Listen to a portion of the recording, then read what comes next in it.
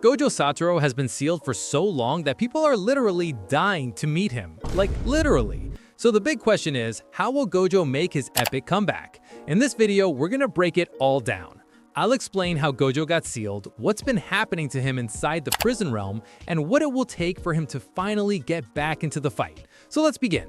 For over 1,000 years, Kenjaku kept trying to complete his plan, but he always ran into the same problem. 3 things were connected by fate: Master Tengen, the Star Plasma Vessel, and the Six Eyes User. These 3 were basically part of a repeating cycle that kept the balance of the Jujutsu world. Every time Kenjaku tried something, a Six-Eye sorcerer would appear to stop him. He even killed Six Eyes users in the past. Once, he killed one who was just a baby. But it didn't matter, because only one Six Eyes user can exist at a time. The moment one died, fate would just create another. Killing them only reset the cycle. That's when Kenjaku realized something important. If a Six Eyes user is alive but unable to act, the world won't create a replacement. So instead of killing Gojo, he needed to seal him.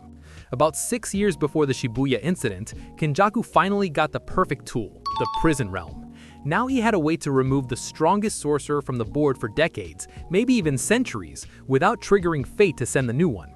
And this plan only became possible because of Toji Fushiguro. Back in 2006, Toji, a man with 0 cursed energy, killed the Star Plasma Vessel and even temporarily killed Gojo.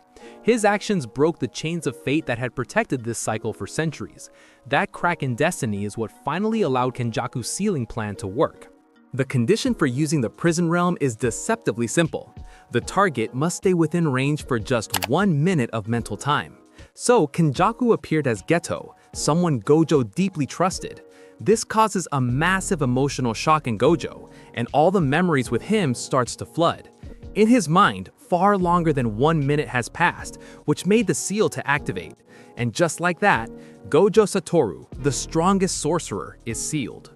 So, if Gojo is sealed inside the prison realm, how do you actually get him out? Well, there are 2 main methods. The first is the back gate of the prison realm, and the second involves someone very special, Hana Kurusu, or rather Angel. Let's talk about the back gate first. Most people only saw the cube that Kenjaku used, that's the front gate. But the prison realm actually has 2 sides, a front gate and a hidden back gate. Tengen reveals that the back gate is like a secret reverse side of the object. If someone could get access to it, there's a chance to open the seal. Here's the catch. The prison realm was specifically designed to never open once used. It's meant to be a permanent prison. So even if you find the back gate, you're not done. You still need something else to actually undo the seal. And that's where Angel comes in. Angel is an ancient sorcerer who has reincarnated in the body of Hana Kurusu. She's currently one of the players in the culling game, but she's not just strong. Her ability is insane. Angel can extinguish cursed techniques, which means she can shut down barriers, seals, techniques, contracts, and even cursed abilities dating back to the Heian era. Her technique, often called Jacob's Ladder, basically erases cursed energy effects. And since the prison realm works using a cursed technique system, this means that if Angel targets it, she can nullify the technique keeping Gojo sealed. So the plan is, get Hana Kurusu, convince her to use her ability on the back gate of the prison realm, and boom, Gojo comes back. So all of this must have made it clear to you that what a key character Hana is, but in case you don't know, just like everybody else, Kenjaku reincarnated Angel. But here's the question. If she can unseal Gojo, why did he reincarnate her? Is he stupid? So here's the thing. Over 1,000 years ago, Kenjaku made individual pacts with countless sorcerers, including Angel. He promised them a second chance at life in exchange for taking part in his future game. These vows weren't just empty promises, they were necessary to turn them into cursed objects for later reincarnation. The main goal of the culling game is to have powerful sorcerers from different eras fight each other and generate enough cursed energy to merge humanity with Master Tengen. And since Angel was a powerful sorcerer from the Heian era, she was a perfect candidate to contribute to this massive energy pool.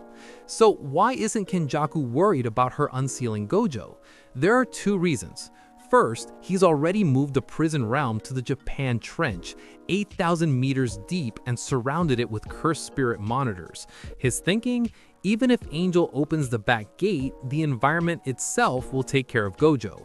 Second, and this one's kind of hilarious, his dumbass had no idea the back gate even existed.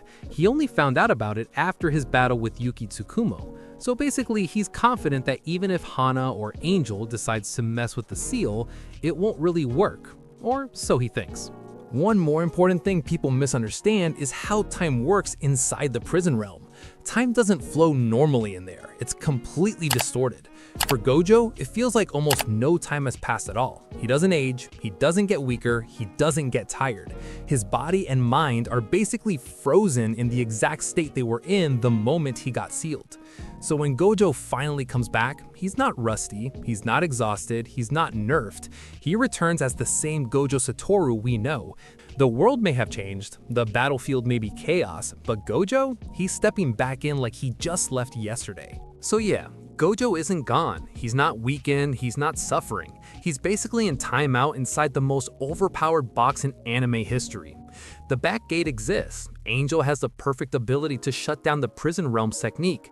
Kenjaku made mistakes, and the moment those pieces come together, the strongest sorcerer in the world walks back into the story at full power. And when Gojo returns, it's not just a comeback, it's a shift in the entire balance of the Jujutsu world. If you enjoyed this breakdown, you'll definitely want to check out my other video, where I explain how Mai's death is the reason Maki became this insanely broken monster. That power-up is way deeper than most people realize. Trust me, once you connect both of these, the story hits completely different. I'll see you there.